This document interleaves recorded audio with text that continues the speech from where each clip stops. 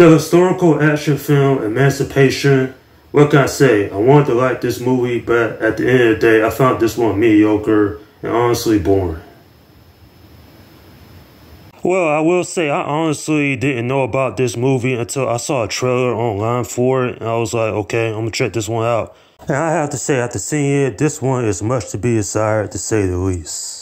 So this film is loosely based on the real life story of Gordon, who's actually named Peter in the film. And so Peter is a slave and he must escape to freedom in order to return to his family. And from there you have a film that honestly the story is drags on and it just didn't live up to the potential that it could have been so much better. The acting wasn't great, the score was mediocre at best.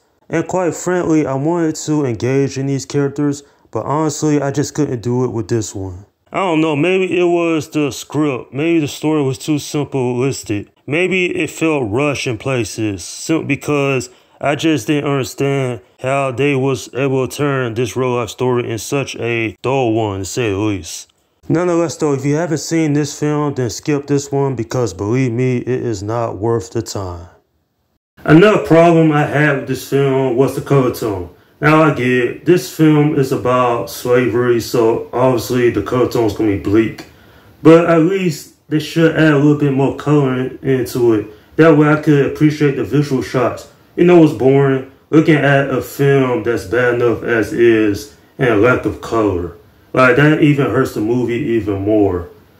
Director Anton Fuqua, he actually directed some good films in the past, but it's baffling that he actually thought the script was good enough to make it into a cohesive story. Obviously, the story is weak. For most of the film, I'm not going to spoil it, it's just not a whole lot goes on. And the performances even makes it worser. There is one exception though, Will Smith playing Peter, he did a good job. I like his mannerisms, and he even changes his voice for this role. But for the most part, I really couldn't get behind the other characters. Now, Ben Foster playing the slave owner, you know, his performance was not that great. And then the woman who played Peter's wife in the film, I feel like if you took her character out of this movie, the film wouldn't have changed all that much, to be honest. And then Stephen Auld, he gives in a dismal performance.